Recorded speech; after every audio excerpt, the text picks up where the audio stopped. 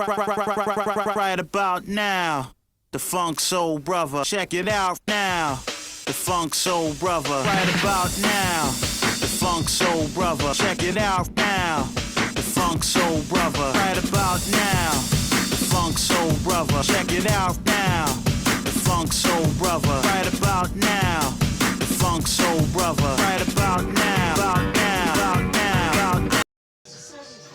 What is poppin', y'all? It's your man, Cloudboy Bells, and welcome to another episode of Wisco Sports Weekly.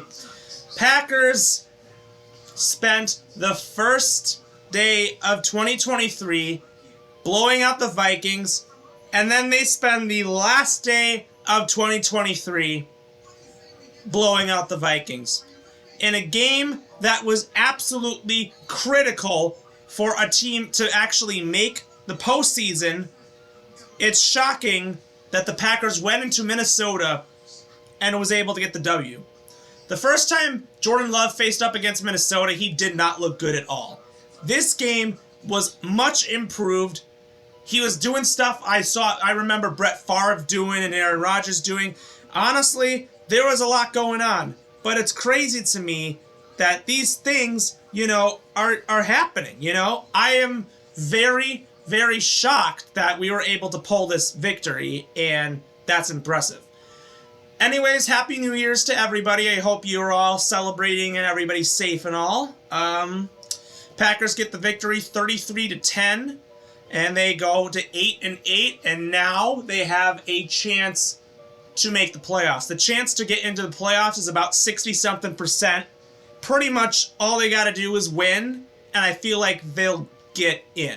With Seattle losing, with Atlanta losing, obviously the win today eliminated the Chicago Bears. Minnesota has like this really small chance, but I doubt they're going to get in as well.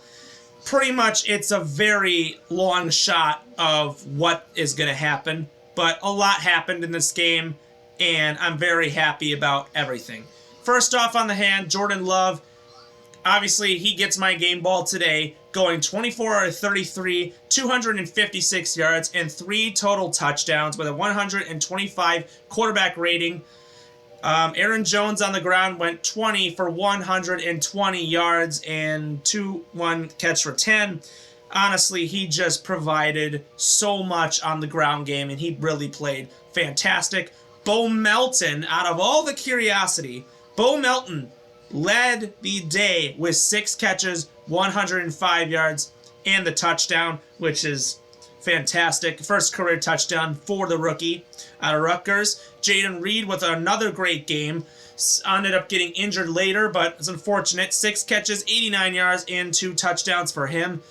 With that, he passes Sterling Sharp for the most receptions made by a rookie in a single season for Packers history. Unbelievable stat line. 6 catches for 48 for Tucker Kraft, 3 for 28 for Romeo Doubs. Not much for everybody else. Keyshawn Nixon also had a great day on the defensive side. 11 total tackles. He was really great. And then a lot of sacks for the team. 1 sack for Preston Smith, a sack for Quay Walker. And then Colby Wooden, Devontae Wyatt, Xavier McDuffie, and Keyshawn Nixon all accounted for half a sack in this game. And Corey Ballantyne with his first career interception in this game. Not much from anywhere else. Gardner's Carlson went 2-2. He also missed an extra point, but thankfully it did not matter. On the Minnesota side, Jaron Hall got the start. He did not do good at all. 5 of 10 in the first half, 67 yards, and an interception and a fumble. Not much from him. They had to replace him with Nick Mullins. Mullins did do a lot better, but I think the game was so out of far reach, they couldn't really do much. Mullins went away 13 of 22, 113 yards, and a touchdown. A bunch of 4th down stops. Chai Chandler, 10 carries, 40 yards, and 3 catches for 24 yards. Justin Jefferson led the day with 5 catches for 59 yards. Johnny Munt had 4 for 39 and the only touchdown for Minnesota today. Addison with 3 for 28. And that was that. Ivan Pace with 12 total tackles. Cameron Bynum with 10. And Greg Joseph was 1-1 for field goals today. So, on the contrary, I think if Minnesota would have stuck with Mullins, maybe this would have been a different game. but I feel like this was the best game we've seen all season from the Packers.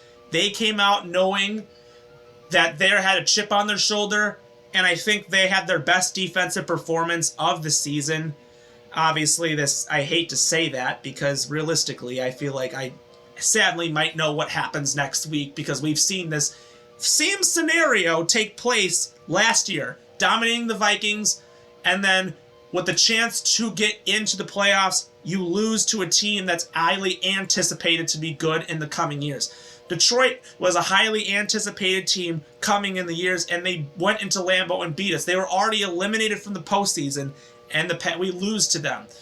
This is a little bit of a different situation. There were some injuries, so who knows about the people that we might get. Christian Watson and Jaden Reed, Dontavian Wicks, Luke Musgrave. All those guys, were not healthy. We might get them all. They might not be there. They might not be back next week. We had a little scare at the very end of the game with our center. He thankfully walked off, so I'm hoping he's okay. I blame the Vikings coach for taking those timeouts. He should have never did that. The game was over, so. But just to face it, it's crazy to me that, we're at this point of the season, one more week, and we are at home against the Chicago Bears.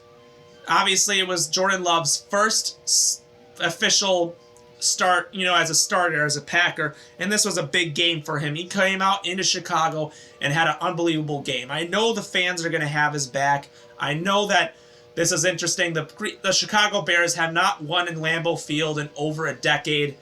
The last time they won was in 2013.